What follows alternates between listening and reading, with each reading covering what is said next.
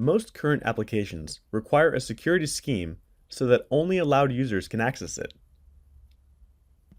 and also to authorize or restrict access to parts of the application according to the permissions assigned to each user.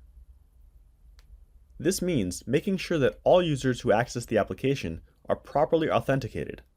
That is to say, they are who they claim to be, and they're authorized. Once a user is authenticated, they're granted or denied access to certain parts of the application. In web applications, since they have several points of entry, any object that can be accessed from a URL must check authentication permissions. This implies that each one of these objects must have security checking incorporated in order to make the corresponding verification. To meet these requirements, GeneXus provides a security module called GeneXus Access Manager, GAM. This module takes care of the authentication and authorization features for both web and smart device applications.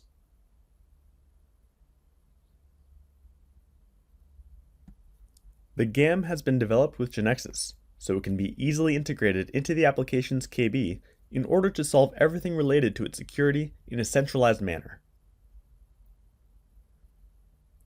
Its objective is to have the security solution used in the most declarative way possible within the application, without adding complexity.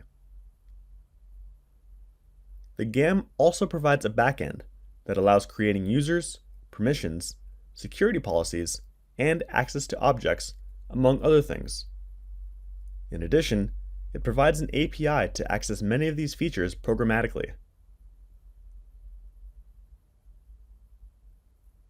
Internally, authentication is implemented through web sessions for web application security and OAuth for smart device application security.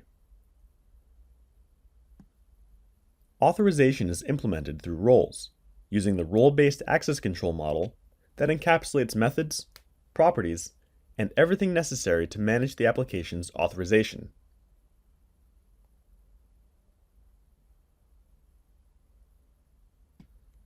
The GAM provides several authentication types, which are as follows. Local authentication using GAM, where users and all their credentials are stored in a database that we own. It can also be done remotely, since an application using GAM can become an identity provider. In this case, other applications with GAM can remotely connect to the server and obtain authentication from there. We can also use other external identity providers that provide authentication based on the OAuth 2.0 protocol, such as Facebook, Twitter, Google, Instagram, Office 365, Mercado Libre, or LinkedIn. Here we use the standard authentication mechanisms based on this protocol implemented by these applications. In this case, there's no need to create local users. Many times, we need to integrate our application with other applications in order to exchange data. So, we must implement the user's authentication using an external authentication method. One example of external authentication is to use a SOAP web service provided by the other application and configure the GAM to consume this web service. Also, the other application may provide an external program for authentication purposes, and it may not be a web service. In this case, we configure the GAM to accept an authentication of custom type. The GAM also exposes an API, Application Program Interface, to access its properties and methods in case it's necessary to do so from our application, and a series of web services that can be used from other applications. To enable GAM, go to the active version level of the KB and set the Enable Integrated Security property to True. In the trial version, it's located in the first node of KB Explorer with the name of the KB. This dialog indicates that the integration will be made. Here we can indicate if we want to have the web backend integrated. And with this other one, if we want security for the smart device panels to be integrated. With this combo box, we can choose how to update this module. The options are to update it automatically, to prompt us for updates, or to never update it. We click on Yes. Once GAM is enabled, we see another property called Integrated Security Level, which allows setting the default value for the security of KB objects. This property is also available at the object level, so it will be possible to customize how security will be implemented in that object. It has three possible values. None indicates that the object will be public, that is to say, it will have no security features. Authentication indicates that only authenticated users will be able to run it. And authorization indicates that, in addition to being authenticated, users will have to be authorized to run this object. That is to say, they must have the corresponding role to run it. Once we have the security properties configured, GAM objects will be automatically imported into the KB, and we'll have to do a rebuild all. When doing so, a dialog box will be opened, informing that the GAM module will be installed in the KB, with the solution ready to run on the web and on smart devices.